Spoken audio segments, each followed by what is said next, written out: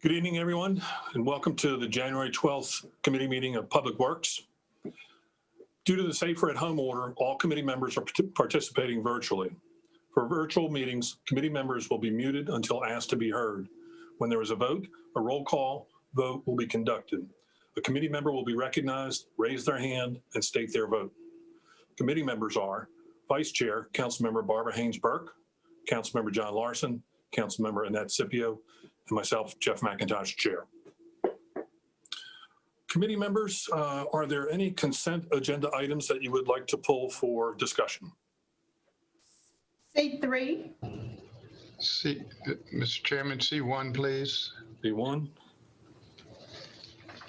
Okay, if there are no others, I would entertain a motion to approve the balance. So move to approve the balance. Second.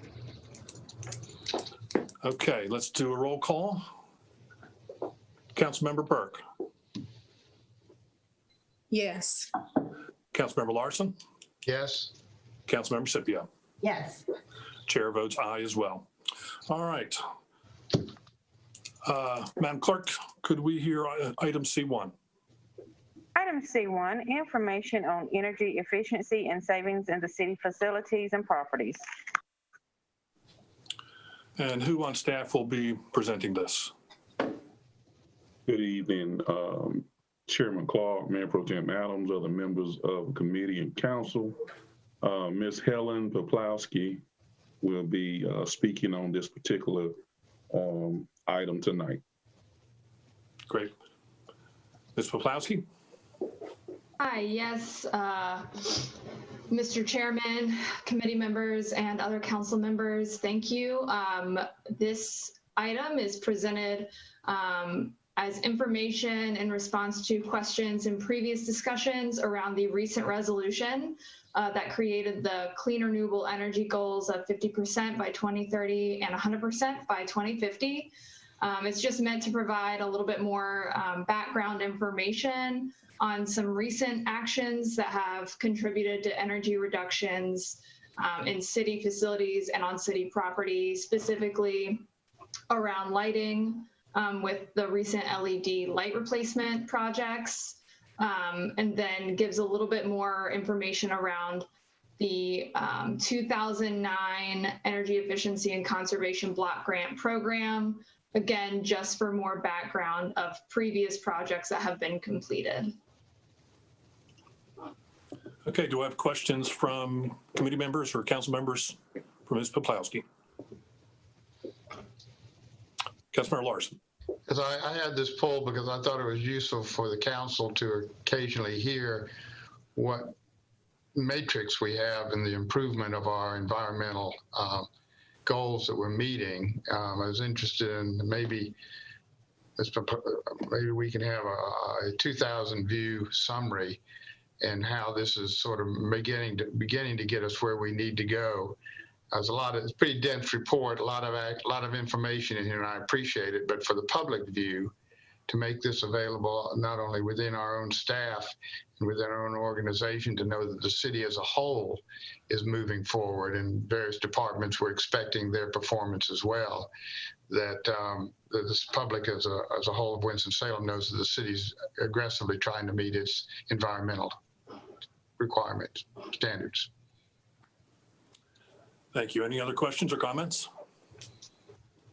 Ms. Poplowski, if it was possible, could we have this information presented to us the next time that this is done? And I'd like to see it every 6 months. I think council and the general public appreciate this, but could we see it in a more graphic way, either on a pie chart or a spreadsheet or something like that? Yes. Just makes it a little easier to absorb. Sure, absolutely. We already are. We produce an annual report that does have a lot more of the graphs and the charts that lays it out and compares data from previous years as well. So once we have that, and it conveniently will be in about 6 months that we will have the one for the previous year, I'm happy to present that data as well. Again, as you requested, more digestible ways. Yeah. Yeah, we want to push this out, let people know what money we're spending on these efforts and what's that return on investment that they're getting for that. So thank you very much. Absolutely. Okay, can I get a motion to approve? So moved. Second. This Chair, is an it's information information item. only. Oh, it is. Okay, great. All right. All right, let's move to Madam Clerk, if we can have C3, please. Item C3, resolution authorizing the conveyance of an easement for a tunnel and utility lines to Forsyth County. Okay, Mr. Taylor, who will be presenting this? Good evening, Chairman McIntosh, Mayor Pro Tem Adams, Councilmember Scipio had the item pulled. This is, the item in general is granting an easement to Forsyth County in the general vicinity of 2nd Street and Chestnut Street. The purpose of the easement is so they can construct a tunnel from the jail to the new courthouse facility. Councilmember Scipio, did you have questions on this or comments? I just thought the public should know that this is happening and that there's going to be a tunnel between the detention center and the new courthouse. And in order for all of that to take place, the city is involved in allowing some of our property to be used. So we do work collaboratively with the county on some things. And I think it's always a good time to celebrate our collaborations. Thank you. Great. Would you care to make a motion? Approval of this C3. Do I have a second? Second. Okay. And we'll do the roll call. Councilmember Burke, Yes. Councilmember Larson, Yes. Councilmember Scipio, Yes. and chair votes yes. Item is approved. Okay, let's go on to item G1. Item G1, Winston-Salem Transit Authority Services Update. And Mr. Duquesne? Good evening again, Chairman McIntosh, Mayor Pro Tem Adams, and members of the committee and council. As always, it's an honor and a privilege to introduce our WISTA General Manager, Ms. Donna Woodson, who will provide you with an update. Thank you, Damon. Good evening, Chairman McIntosh and the council members of the committee, with the Public Works Committee, and Happy New Year's to everyone. Tonight before you, I want to present a very condensed summary of the calendar year 2020 service update of Winston-Salem Transit Authority. Next slide, please. So briefly, this table of contents will display every aspect of the presentation tonight, from our current situation with COVID and an update on that, down through our marketing and outreach for this 2020 year. Next slide, please. Okay, on this slide, this is a COVID-19 ridership impact report, and it displays the ridership numbers in a percentage as well as actual numbers for a 10-month overview. COVID, as we all know, started and began, or we recognized its early beginning in March of 2020. So we don't have a accurate account for a comparison for the previous year in 2019. So from March through December, we can see on the fixed route side, the loss of revenue, ridership, as it relates to 2019 versus 2020. And as you all can see, we lost more of a ridership. It hit us and impacted us more on TransAid, which is our services we provide for the disabled and older adult community. So we lost almost 60% of our ridership in the month of April. April was where we took our heaviest hit in our decrease in ridership overall for both services, with almost a 60% of loss in TransAid versus almost a 50% loss in April. But as you can see, as we progress throughout December, even though we have seen the spike in the COVID-19 virus, we see that the ridership had less of an impact in December when you compare December 2019 to December 2020. So we're really proud to see that we're still providing a high level of service to our citizens, and they're utilizing the WISTA services. Next slide, please.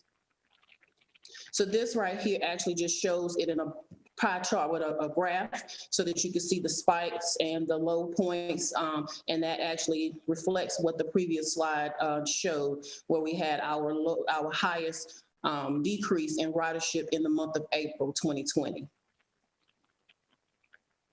Are there any questions on this? Okay, next slide, please. So moving right along, of course, we know we were fortunate enough to get CARES Act 2020 money for all public transportation services providers in order to help us with the impact dealing from losses and revenues, providing PPE to our employees as well as our ridership, dealing with payroll deductions. So this slide just shows an expenditure account of everything that we've utilized, the total amount of our CARES Act from 2020. And it breaks it down by each category to show you how much money has been expended towards that specific category. And if you look down at it, you'll see we have roughly spent over $9 million out of the $12 million that we were allocated for Winston-Salem Transit Authority. Our balance, we still have a little over $3 million left, and we've strategically planned out our expenditures so that we could continue. We didn't know if we were going to be able to get another additional CARES Act funding, so we wanted to make sure that we provided enough of a balance forward to continue to provide PPE as needed for our employees as well as the public, as well as for dealing with payroll issues as it relates to COVID. Because under this CARES Act, when employees are affected by COVID, they are compensated through the CARES Act 2020. Moving forward with that $3 million plus, we are planning on continuing operations needed for personal protective equipment, the cleaning staff. Worcester still currently has part-time with temporary cleaners that are cleaning the buses as they enter into the transportation center on an hourly basis to make sure that we wipe down all of the heavy traffic areas and in an effort to slow the spread between our passengers. We still have temporary cleaners at the facility. So when all the vehicles come in at night, the vans as well as the buses, that staff helps our staff to make sure that all of the buses get a deeper clean and a sanitation process on a daily basis, all in an effort to slow the spread of COVID-19. We also want to continue to have funds allocated towards lost revenues, although on January 4th, we did return to collecting fares. So that will offset that expenditure moving forward from January 4th moving forward. Any operational expenses, we will utilize those funds for, as in the last update of the CARES Act expenditures, I spoke on the fact that we were looking at having a study done for the Hamilton Hay building for that renovation. So that is ongoing. So those are some of the expenditures that is planned for the CARES Act balance, as well as marketing, because every time we make a change into our service, whether it relates to bringing back, returning to collecting fares, additional cleaning, any type of service reductions, all of those marketing efforts, that's going to be charged to the balance for it as well.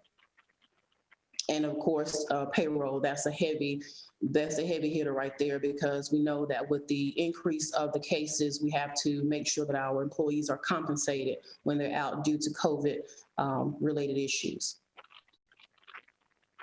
Are there any questions on this one? Donna, quick question. Yes, sir.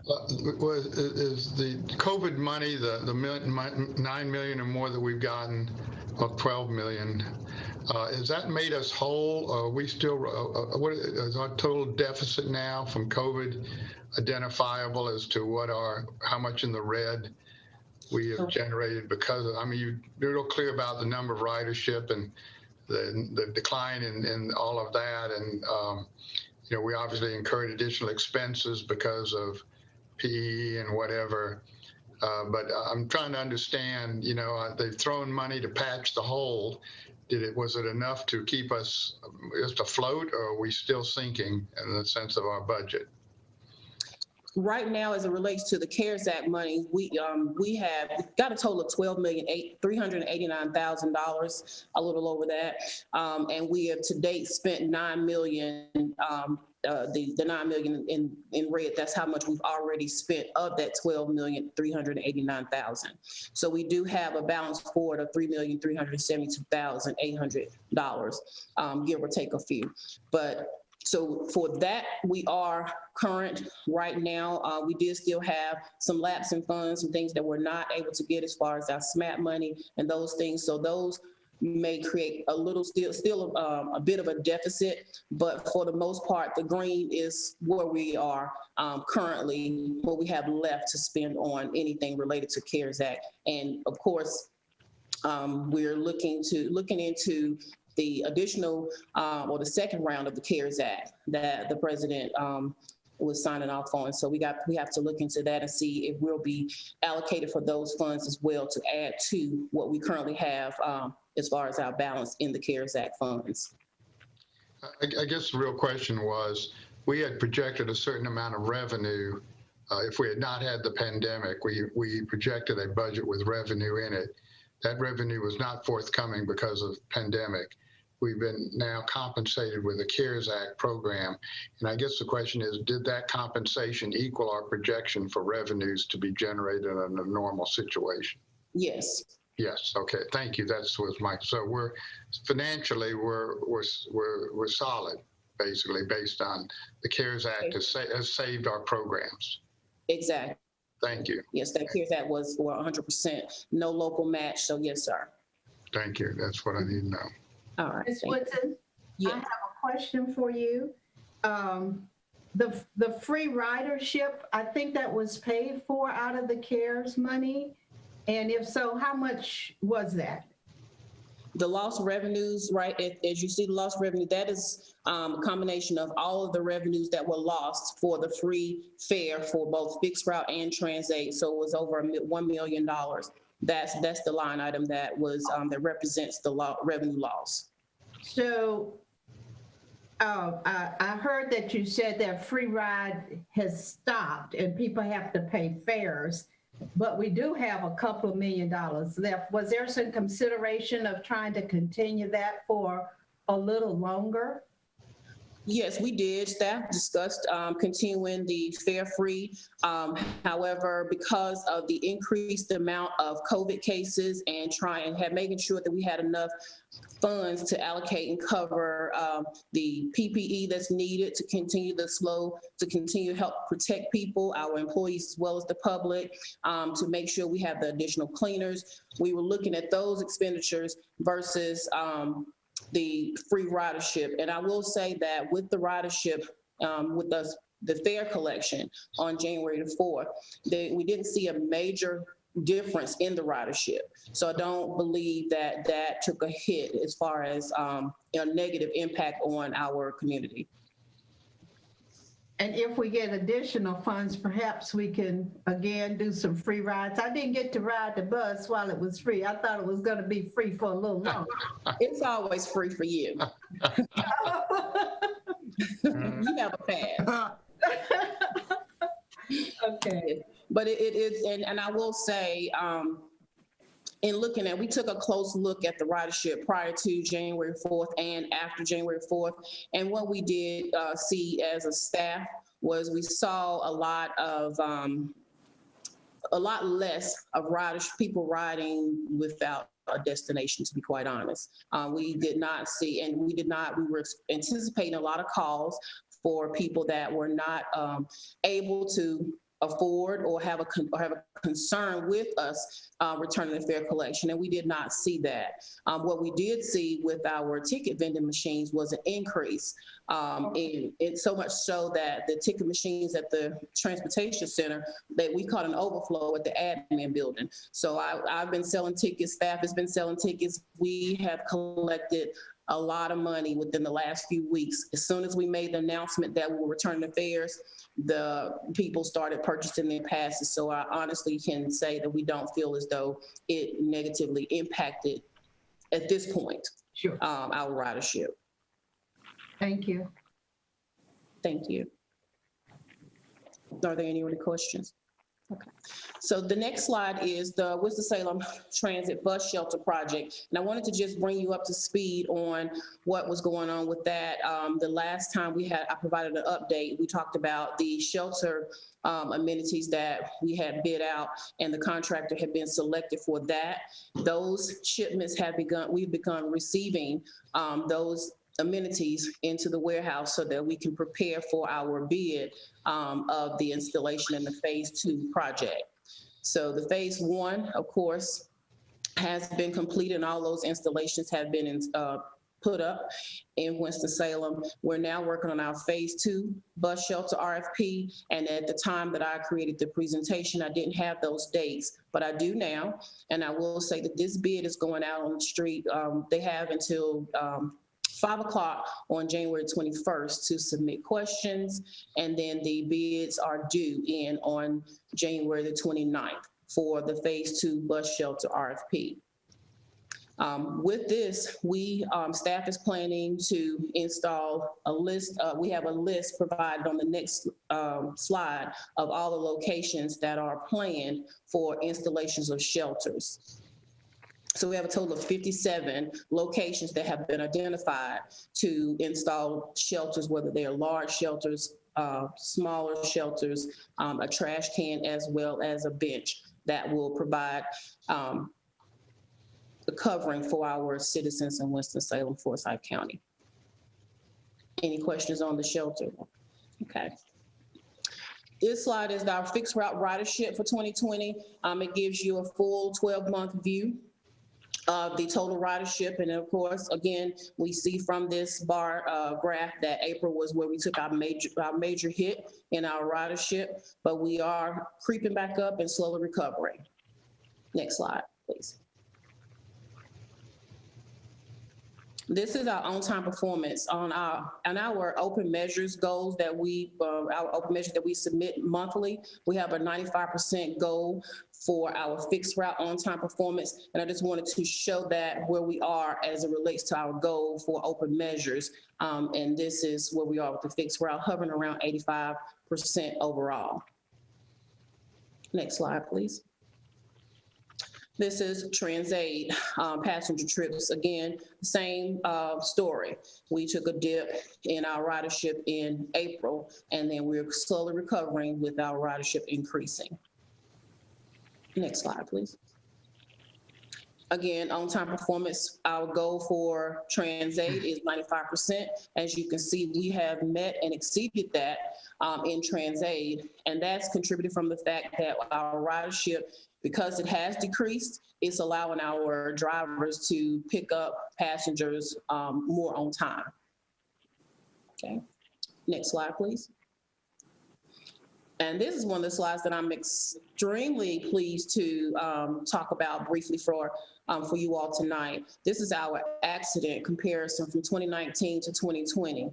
As you can see, we had, in 2019 was a rough year for us as far as accidents was concerned. So we did 2020, we implemented a lot of different changes in our operating procedures and our standard operating procedures. We had more supervisors out there on the street. We had we increased our safety meetings from quarterly to monthly, and just incentive programs, and made more focus on safety. And we have reduced our accidents tremendously from 2019 to 2020. So where you see the 73.5% and the 73.6%, that's the reduction. So that's how much we have improved our safety record as it relates to accidents from 19 to 20.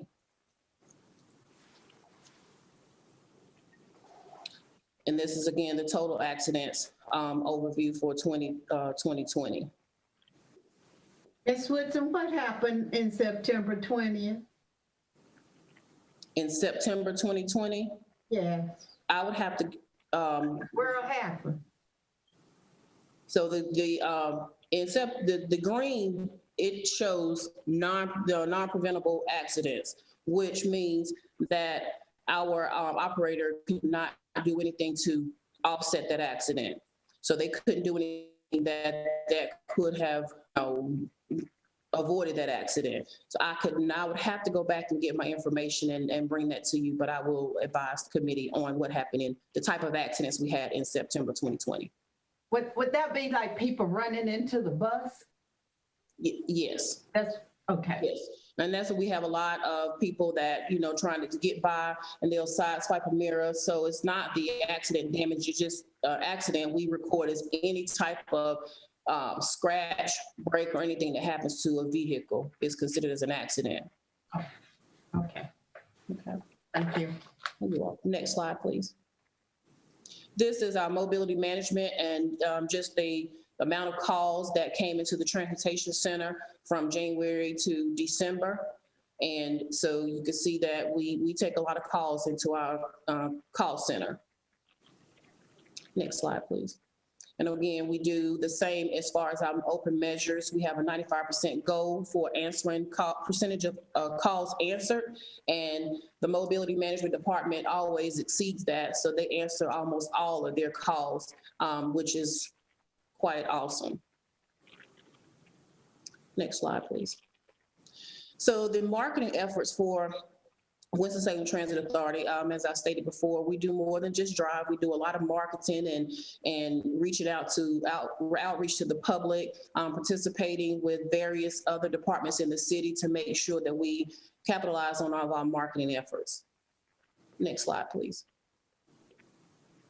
Most of our advertising is no cost to Worcester, but then we do have some paid advertising.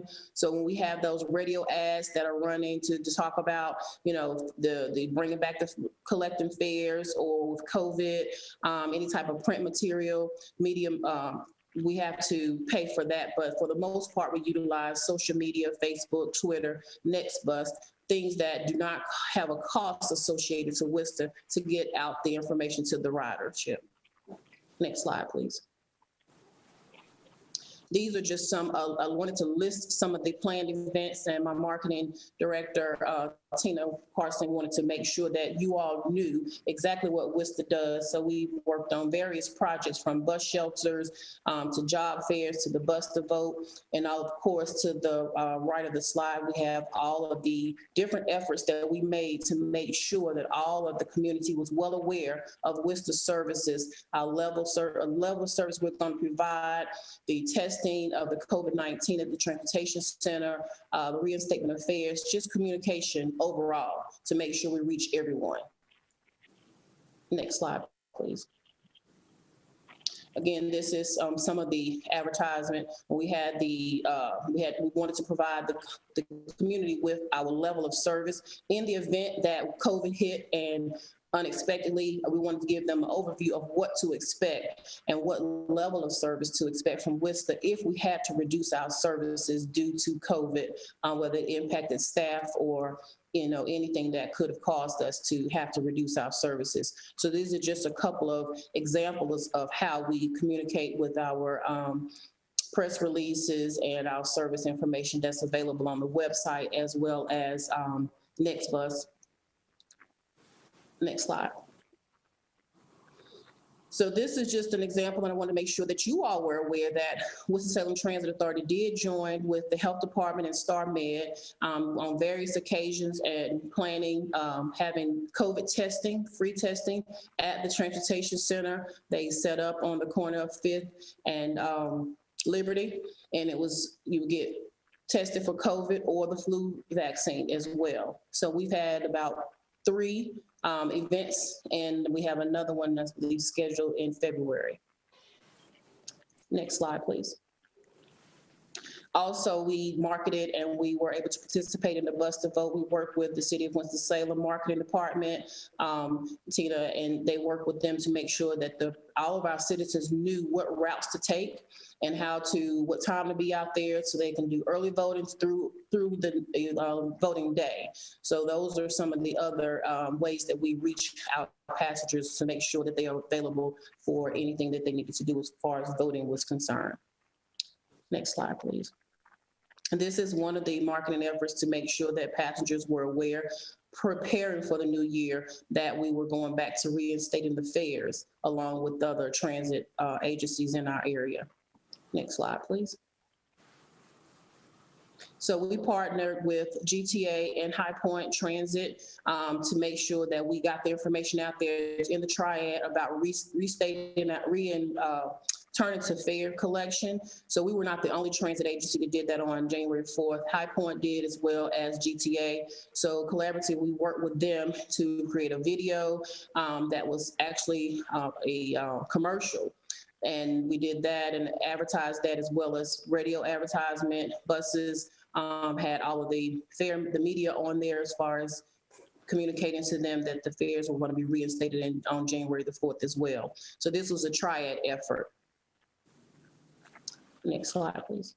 So these are things that we're planning for the future, but again, safety first. If COVID allows and if it's safe to do so, we're going to bring back some of the events that we've had in the past, as far as Get On Board Transit Day, our Transit Appreciation Day for our drivers, the festival for our disabled community and elderly community, as well as the art program for the bus shelters. But again, safety first. Next slide. And that concludes my presentation for the Winston-Salem update. I'll be happy to take any questions or concerns. May I just first say that was an excellent presentation, very clear. Just thank you for the level of detail, and the metrics that you presented us, I think, were very sort of digestible and very understandable. So thank you for that, the quality of the presentation and the work. Thank you. Thank you. Mr. Duquesne. I believe Councilmember Scipio had her hand. Sorry, Sir. Councilmember Scipio. Ms. Woodson, I don't know if you've heard any community reactions to the shelters, but I have. And people are so pleased to have the shelters. Matter of fact, some are envious. They really want it closer to where they catch the bus. So I do believe our new shelters would take care of that.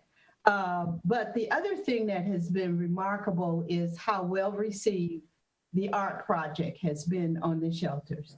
And so I have not noticed any kind of graffiti, because I've heard people just appreciate the art on those shelters. So congratulations to WISTA for that very successful project.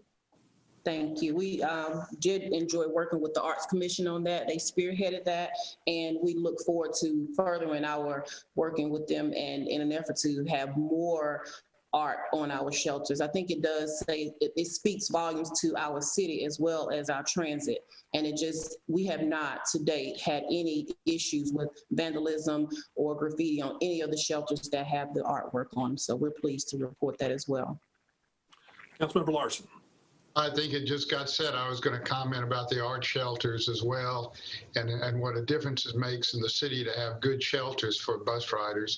And I want to thank you for a great presentation, and most of all for seeing our transportation system through one of the most difficult times I think the city has experienced economically, challenged with the COVID and all the requirements that it's imposed, and your ability to still keep the buses running and keep our service going. So thank you for that. I think it's a tribute to your organization. Thank you. Now, Councilmember, Mr. Duquesne. Yes, sir. I thank you, and good evening again. I will say that I believe Donna's presentation was actually delinquent in recognizing the incredible effort that has been going on behind the scenes. So the information you saw is a good visual representation, but I can tell you, after months and months of phone calls and strategies and everything else, it is truly the leadership of Donna Woodson and her stay strong, drive on, never quit attitude that has really brought WISTA through this crisis.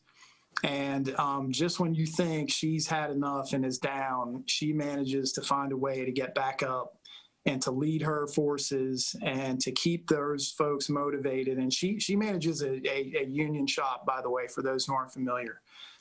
So my mother used to say this to me. It was not a positive comment. Damon, I hope you're proud of yourself. In this case, Donna, I hope you're proud of yourself. You should be proud of yourself, and you should be proud of that entire organization. And I truly thank you from the bottom of my heart. Well done. Keep it up. Thank you. Damon, I like the slogan, drive on. Yeah, That was intentional. that's what you said. Excellent, excellent. Thank you for those comments. And Ms. Woodson, thank you for all your efforts and your staff. Great. Any other comments or questions? Councilmember Burke. I also wanted to say thank you also to Ms. Woodson. That was an excellent presentation. It was so clear, so thorough, easy to follow. And I really appreciate all the hard work that you and that your department do for our city. Thanks also for those shelters that will be coming to Northeast Winston-Salem. Thank you. Thank you. Wonderful. Thank you so much. Okay, let's move on to G2. City Clerk? Item G2, pedestrian master plan update. Okay, now who has the unenviable task of following up Ms. Woodson? Good evening, sir. As always, I'm happy to introduce a crowd favorite, Mr. Matthew Burchick from our Department of Transportation. I'll turn it over to him. Thank you, Mr. Duquesne. Good evening, Mr. Chairman and Mayor Pro Tem, committee and council members. I appreciate the opportunity this evening. And we are excited to share an update on the development of our new pedestrian master plan. We've been working with Alta Planning and Design for about a year now on developing this new plan. And the need was great. So the existing plan we have in place right now is over a decade old, and a lot has changed in the last decade. So we definitely need to identify some priorities for improving pedestrian infrastructure and policies and programs, and this is a step in that direction.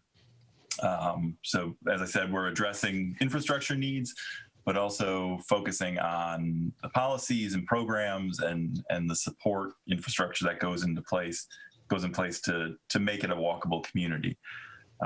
What we're focusing on as far as the infrastructure assessment goes is creating an objective, data-driven approach here. So we're applying funds to the projects that provide the most benefit, the biggest safety benefit, the greatest improvement to access to transit and to other destinations that people need to reach. So I'm excited to share this with you, and this is just the beginning of or kind of the midway point in our public input process. We'll have a draft plan available soon, and we'll share that with the public and continue accepting comments. And we plan to have a final plan by this spring. So without any further ado, I'll introduce Jason Reyes. He's with Alta Planning and Design. He's part of the team that's been working with us on the plan, and he'll kind of walk us through the process we've gone through to date, and share some of the details and how we're performing the analysis and making some recommendations. So Jason. Great. Thank you, Matthew. And thank you all for making the time on the agenda tonight for this. I'm very excited to share a little bit of the plan with you. We should know that the plan itself is, of course, a lot more detailed than the slides we're going to go over here. But this will at least give you a sense of what the general scope of it is, where we're at in the process, and let you answer, ask some questions about the plan and process if you have any tonight, or if you have any that, you may have after the presentation too. So you can go ahead and go to the next slide there. Just big picture wise, the planning process started in January of last year. So we're about a year out now. And it all started with, some funding from DOT and from Winston-Salem, and, doing these types of pedestrian plans is something that DOT has been involved with all across the state. But having this sort of, in-depth analysis happen for Winston-Salem is great, as Matt said, to update the older plan, but then also, bring in some new analysis. And so when we started with our kickoff meeting back in January, that was one of the big questions was, what do we want this plan to include? What are our goals? What are our objectives? And so that was the sort of beginning, that January, March time period there. Then we dove into existing conditions and started looking at, well, what do we know about the situation out there today? Where do we have sidewalks? Where do we have gaps in the system? Where are some potential areas of need? And so that was a series of existing conditions maps and analysis that went into that, and looking at, coordination with other infrastructure investments that you're making. And that all led into the draft plan. And that's where we're at right now. We have a full draft plan together. We, like Matthew said, want to gather a lot more input going into early 2021 on the plan itself, and then hopefully go into plan adoption sometime, maybe late spring. So next slide, please. One of the things that we had from the very beginning was a kickoff meeting, like I mentioned before, with a large and diverse steering committee representing a lot of different organizations, not just representatives from city departments, although we had a lot of those, but also from community organizations, citizen representatives, and more recently, we had the addition of the Winston-Salem Bicycle, Pedestrian, and Active Mobility Advisory Committee, also serving on the larger steering committee for the pedestrian plan. So this was back pre-COVID, obviously, when we were still able to meet face-to-face. So it was nice to have that kickoff meeting before all that started, and we were able to at least get around some maps and talk about big picture vision and goals. The next slide. So speaking of vision and goals, this was sort of answering the question, why spend time on this? Why put the effort forward to this? And I think when we look at investments in walking and biking and even trails, we can see that it really is one area which touches on so many parts of our lives, which you might not think about on a day-to-day basis. But if you look at the types of things that you can have an impact on, like a positive economic impact, equity, connectivity and mobility, accessibility, protecting the environment even, and increasing people's health as they're more active outside, definitely increasing safety, and just overall increasing livability. And so those were the core things that came out of that conversation early on in the process. And you'll see how those influenced later parts of our work and our analysis. So the next slide, it looks at demand. And this comes a lot from census data, a lot from GIS data for what's out there on the ground, but looking at where people live, work, play, where their schools are, where the access to transit is. And so these are all different aspects of demand. When you overlay them, you can see areas that have a lot of these things are in darker green, and areas that have fewer of those things are in lighter green and gray. And so that just gives us one snapshot and one tool to look at when we think about where we might want to invest. And you'll see that we have many others. So the next slide talks about where people are walking to work. This is from the US Census data and travel to work information that we collect from that. And then you can see the higher share of commuters who walk to work in the dark orange there, down to lighter orange and gray with the smaller share of commuters walking to work. And so that just gives us, again, another piece that we can overlay to the process. And then, the next slide talks about facility gaps and where we see gaps that are in the existing network today. So many of the arterial and collector roadways, for example, you can see there are missing sidewalks, either on one side or both sides.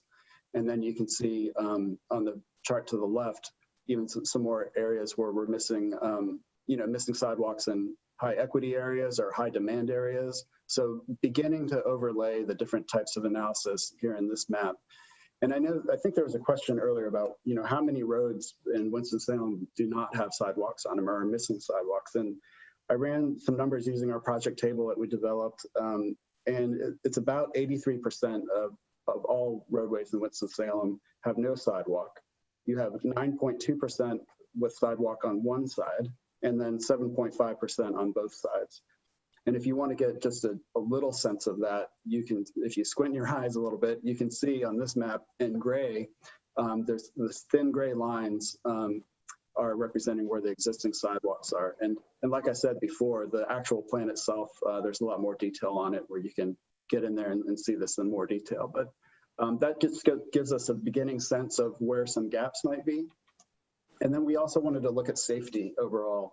And so we collected information about past crashes or past accidents involving pedestrians. And you can see those crashes in red. The solid red dots, unfortunately, are fatalities. And then disabling injuries are in the sort of lighter orange there too. And so this just gives us a snapshot of where some of those incidents are happening, what types of roads they're happening on. You can see that over half of them are happening on, over half of the fatal crashes are occurring on arterial roads, whereas arterial roads only make up a small portion of the overall road network. And so that may be another indicator of where we want to focus some attention.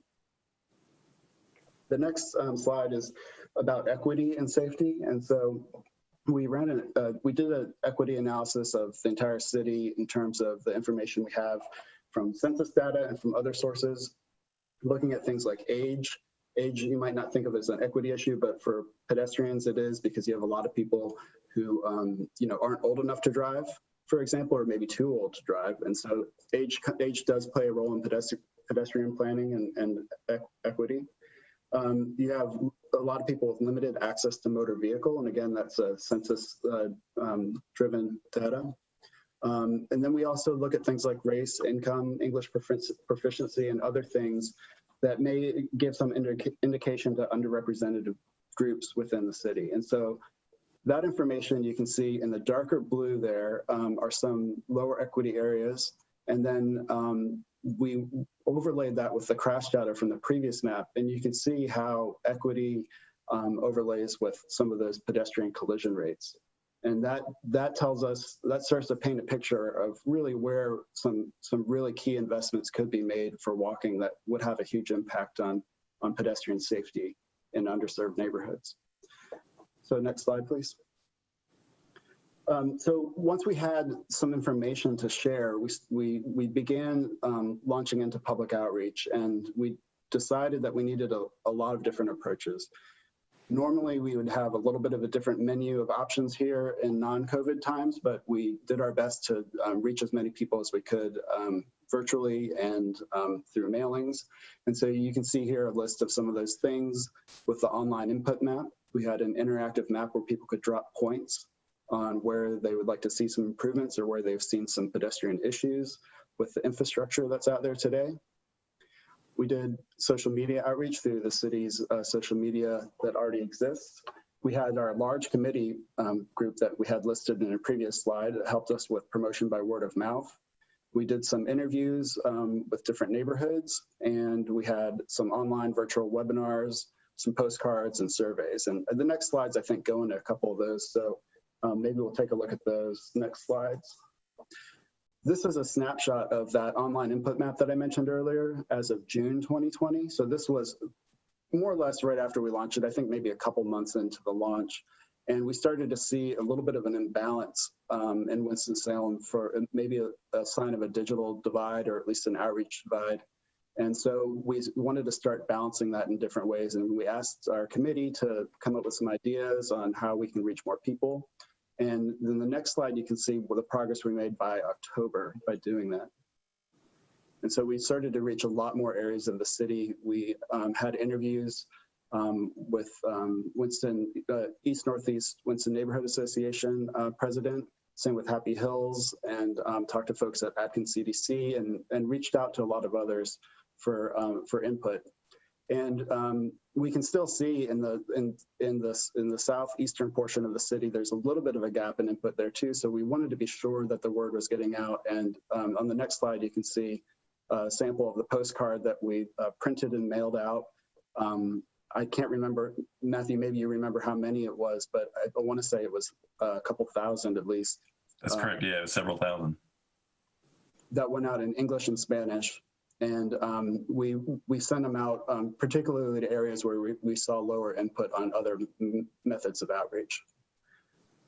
So that gives you a snapshot of some of that outreach. And the other thing we wanted to point out was that we didn't want to lose all the information from past planning efforts. So on that next slide, you can see an example just in the East End Master Plan is a great example of that, where it's a recent and relevant plan that a lot of work went into, and a lot of public outreach, a lot of people participated in that, and we didn't want to just move on from that. We wanted to incorporate that. So incorporating input from our past plans and having that sort of coordination with other infrastructure investments was an important part of this too. So when we reached out to the public, on the next slide, you can see the July public webinars. We had about 38 people on those meetings. We went over the vision and goals, talked about what we were hearing from the committee, and those summaries are all posted online, and we have some good information about those. 38 people maybe doesn't sound like a lot, but if you can picture 38 people in a room in non-COVID times, not non-virtually, that's actually not a bad turnout for a meeting of this nature. So we did make the best of it. We had some polling going on during the meetings, and you can see some of the responses on the next slides from some of the questions we asked them. We asked what are the most important destinations to reach by walking in Winston-Salem, and schools and transit were pretty high on there. So Donna, I guess people really want to get out to transit and access transit. Things like grocery stores, other trails and greenways and parks are always popular and on top of the list. And then what would encourage you to walk more often? And of course, more sidewalks and safer intersections are part of that. The next slide goes through a little bit of information about couple of the other questions, and we wanted to get feedback from people, and we asked them, well, what's the best way? And those interviews with key members of the community and the mailed info cards and surveys came up on top, and that's why we did those things. And then, of course, reaching out further through social media and other methods. And then the biggest safety concern, that's sort of asking the same previous question in inverse and getting the same answer with sidewalks and crossings being high on the list there. So that brings us to a point in the process in which we had a lot of good information on the existing conditions, a lot of great information from the public, and then we needed to start putting that together into some recommendations. And so basically what we did is we took some of that information from the existing conditions analysis and that helped inform us as we started to develop an overall proposed network. And so the first map that in that recommendations chapter just shows a universe of potential projects, mainly looking at the major roadways throughout the city and categorizing them by these different components, whether they're in urban areas, neighborhood walkways, suburban, rural conditions. And the reason we did that is that some of those roads may need a sidewalk or a side path on one side, and some it may be better to have them on two sides. Some of those roads will require more frequent crossings, others less. And so we wanted to sort of tie that to some design guidelines too. But that's what we started with, was that overall project list. And then the next map that we had just sort of subtracted out all those existing sidewalks. And so that left us with, here's the recommended network, here are the gaps in that network. And now how do we prioritize them? And so that's where the prioritization table comes in. And that leaves us with a set of projects that we could go after for implementation. And I'll talk a little bit more about how that process works in the next slides here. So the next slide is a snapshot of that prioritization table. And we know that in the past with the city that we have, the council has their prioritization table for when people make requests. You can score it and see what comes out of there. But I think the way this is set up will allow you a lot more flexibility in terms of how you want to set it up in terms of scoring, but then also allows you to be more proactive rather than reactive. It lets you have a defensible and data-driven process that you can point back to and say, well, this is why this project would get funded this year versus another one. And you can see how the plan goals that I talked about earlier are all reflected in there with the plan objectives. And then the scoring input is where you get into some of that more, that more detailed analysis that Matthew's team and others with the city would be sort of the caretaker of in terms of running that analysis. The good news is that we've got it all set up in GIS and a project table that can be sorted according to these different criteria if you wanted to give some more weight than others. According to a funding approach you're doing, for example. a great example would just be, say you had a grant that was purely driven by safety, and those safety projects are going to score really high. Then you could sort all your projects just by that safety criteria, and you could have some pretty competitive projects to make your case for and to be competitive in funding. So I know that's a lot of detail in that one slide. I think it was sent out in advance of this meeting, so hopefully you have that in your notes and you can look at it a little bit more closely. And of course, it'll be in the draft plan as well to take a closer look. But let's go to the next slide where we talk a little bit more about that methodology and the different outcomes that could come with it. Like I said, with the project table and those different scores, you can do things like sort it by ward. For example, if you wanted to know what the most important project might be according to this data by ward, you could do that. You could do it by just geographic area of the city, like northeast, southeast, southwest, et cetera. You could also look at the potential feasibility of the project, the magnitude of cost. And we did that by looking at where in the city you have curb and gutter already existing and where it would be needed to be added in order to make the project, which of course increases the cost exponentially. And so if you are in a tighter year and need to just come up with some quick wins, you could sort and weed out those projects that would need curb and gutter, for example. So you can see some of the other ones listed there that that might play a role and have an impact. But the big picture, just on the next slide, just in the simplest terms possible, in case it was just going over your head while I was talking, what we did was we identified a wide collection of potential projects. We prioritized those by a set of criteria based on the plan goals and objectives. And that created this database that can be used to select projects. So that's really the gist of it. The plan itself, like I mentioned, has a lot of great detail. It's about 130 pages, and that's actually us narrowing it down to like a streamlined version. It's 130 pages of good information. A lot of it includes some design recommendations. We have policy recommendations in there as well. Some action steps for maintenance strategies and improvements. So there's just a ton of great information, and really looking forward to when you all have a chance to look at it in more detail and can provide some feedback and questions. And like I said, we'll have time to make changes and edits to it to make it reflect what you all want as a community. So that's where we're at. I think that concludes my presentation for the most part. I guess just the last thing I'll mention is that the prioritization process is only a tool. There's always going to be exceptions. You'll have to kind of, look at your top 10 or top 20 projects that come out of it and see, do a gut check and see if those really line up with what you're hearing from your community. But fortunately, we have a lot of good information that we collected from the community. You can cross-check it with too. So this could be used by the city and BPAC for years to come, and can help inform a lot of your funding for these types of investments going forward. So with that, I think I'll close and see if there are any questions that I can answer at this point. Jason, thank you. Questions from committee members or council members? I see Councilmember Scipio's hand up. I see Mr. Larson. Let's start with Councilmember Scipio. Was a copy of the total plan sent to us? No, it wasn't. Matthew and I talked about that beforehand, and we wanted to give you this introduction first to see if there was any big picture shifts we needed to make before handing that over to you to review. But it's ready to share at any point. We wanted to see if you all had any big picture questions that we needed to address in it first.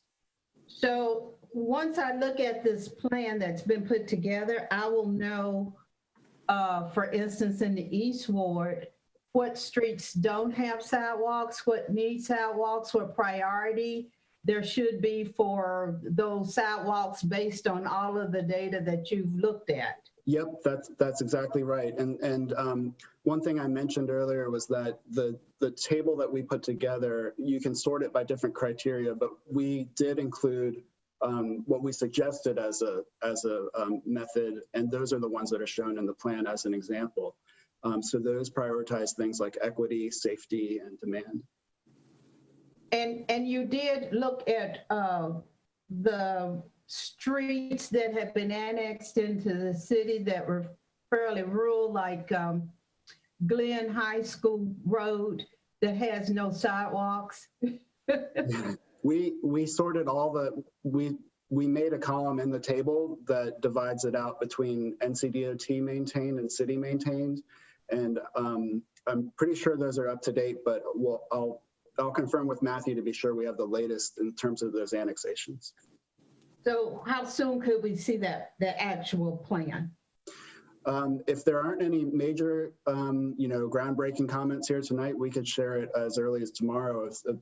I know Matthew wanted to take a deeper dive into it too. I don't know, Matthew, if you wanted towards the end of the week or if you have any thoughts on that. After the meeting this evening, we're prepared to share that draft for y'all to take a look at. I will just say my last concern is that I did not understand on the maps the blocked off areas that seem to be like downtown and some it's like an area that's blocked in, and I assume that was your, I don't know how to identify that. Is that the core? Oh yeah, I think on a couple of maps there was a square graphic of it, and that is that's actually left over from the planning document, because in the planning document there's another zoom in area, and that just shows where we zoom in on the other map on another map. Okay, I see it on almost all of the maps. Is that little area? And yeah, so yes, it just indicates where we've zoomed in the plan for more detail. Yeah, and then I didn't understand, and maybe when I see the actual plan, where it says where people are walking to work, and it has those little hash marks called high concentration of equity indicators.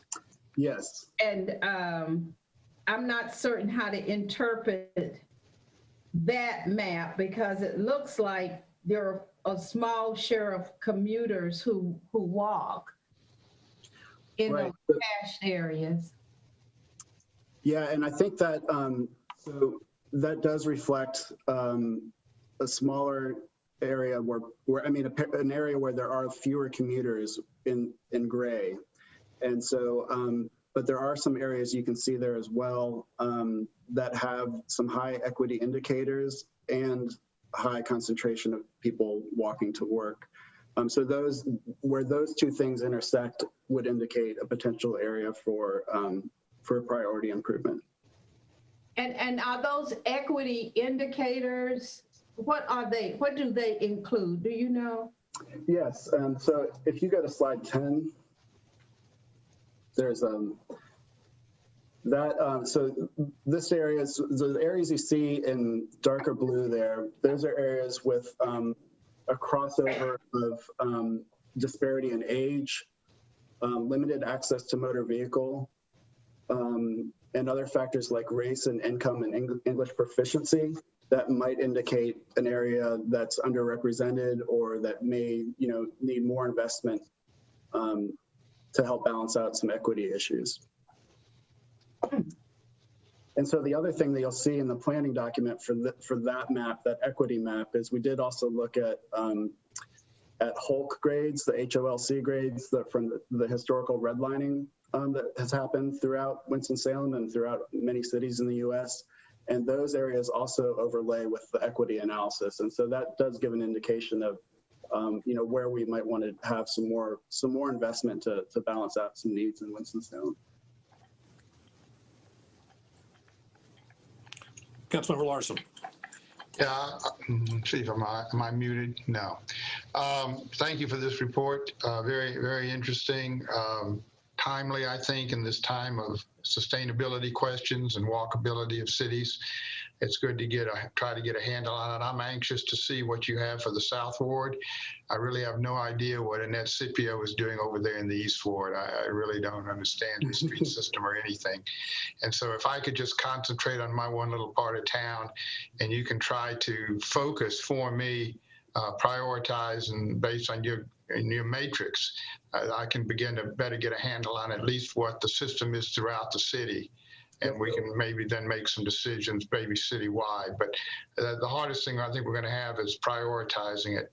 The other thing that I sort of observed, and sort of the question of walkability versus trying to do destination walking and recreational walking. Mhm. And I noticed that you put in a lot of the greenways and strollways and whatever in your mapping, but you've also shown on occasion, I think it's along Old Salem Road, the lack of a sidewalk along the Old Salem bypass when you have a major strollway right beside the road there. And I'm kind of wondering about the logic behind some of those decisions. I'm assuming you're giving high priority to the walkability of all the strollways and greenways and pathways that have been created. Dan Bessie worked so hard while he was on council to connect all these things, to make them work as far as a matrix for not only recreation, but destination bound. And the last observation I sort of have, and you can respond to any of these or none of these, is that, walkability within Winston-Salem, particularly recreational walkability, hinges a lot upon our park system, which is massive. And we've got 70-some urban parks, and we're spending a great deal of money on them as well.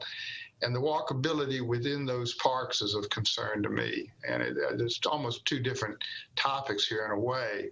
But if parks are a destination for our walking public, then I think we need to also be cognizant, this is more or less to my colleagues, I guess, of the condition of our parks, sidewalks, and access into those parks and walkability within the parks themselves.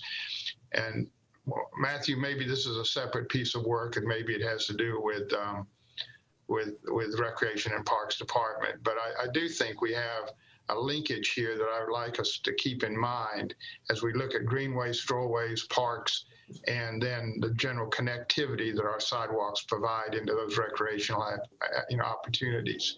So those are just some observations. Thank you. Thank you for a very interesting presentation. I look forward to the full report.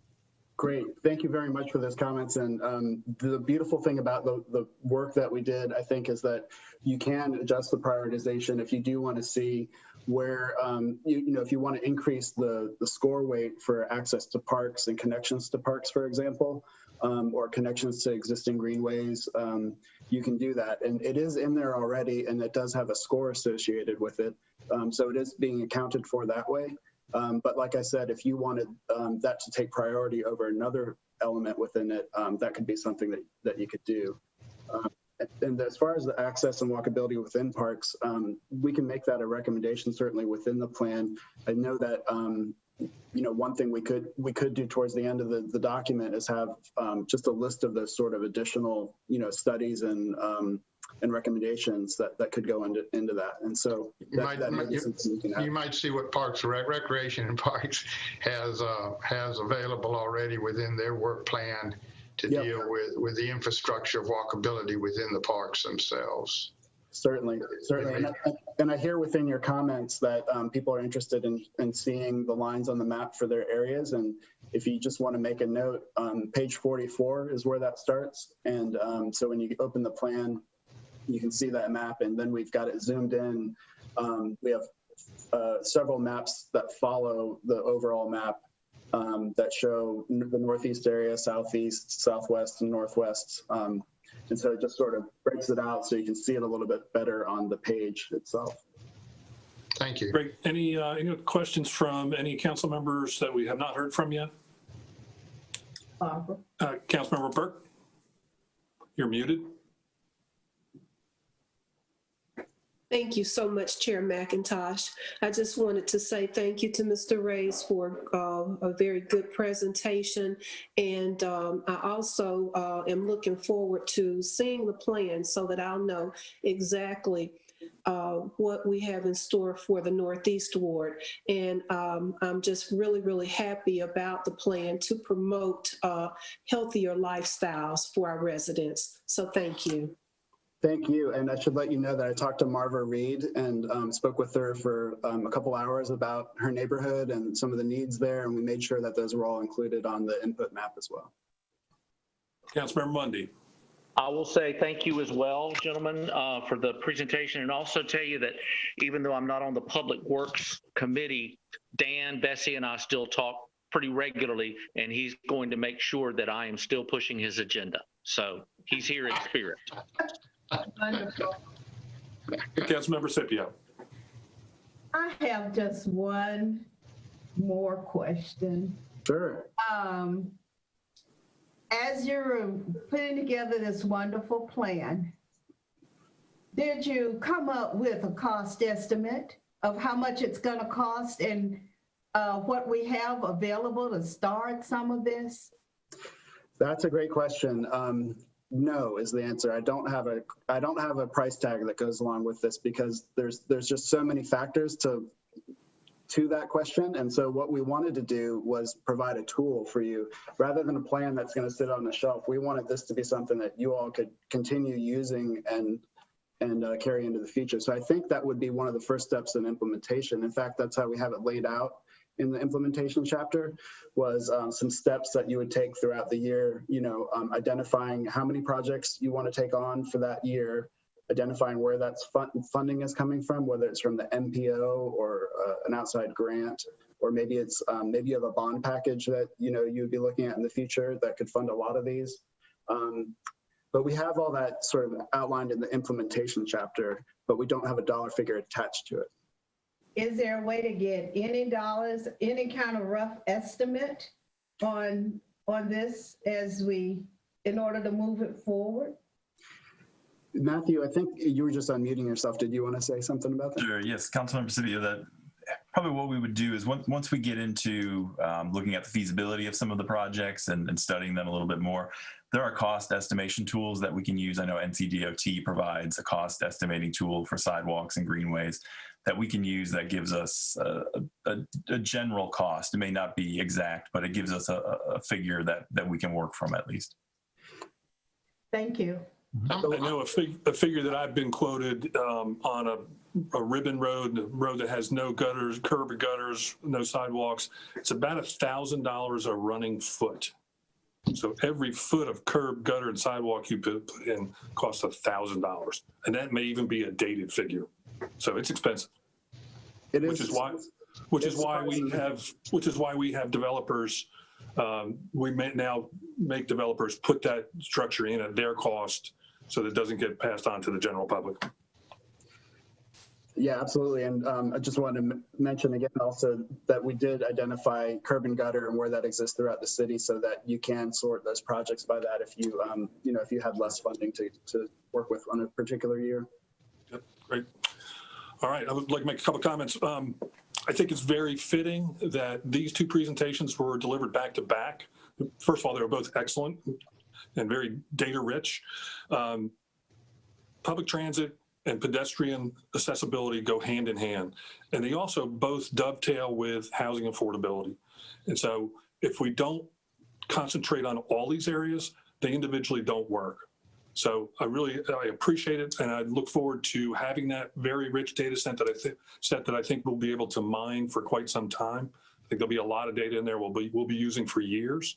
And so I appreciate the thoroughness. I'm looking forward to getting the entire thing. I'm sure I'll geek out on it way too much. But as Kevin indicated, we need to.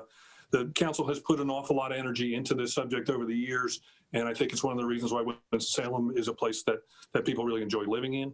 And so we need to continue that effort, and it's going to cost money to carry out some of these plans, and I think it's up to us as politicians to listen to our constituents and step up and raise that money and spend it wisely. So thank you very much. That is the last item on our agenda. Anything else from either council or staff before we sign off? And I get to use my new gavel. Nice. No, sir. All There's right. nothing further from staff. Very good. Okay. All right. I bid everybody good night, and we're out. Thank you.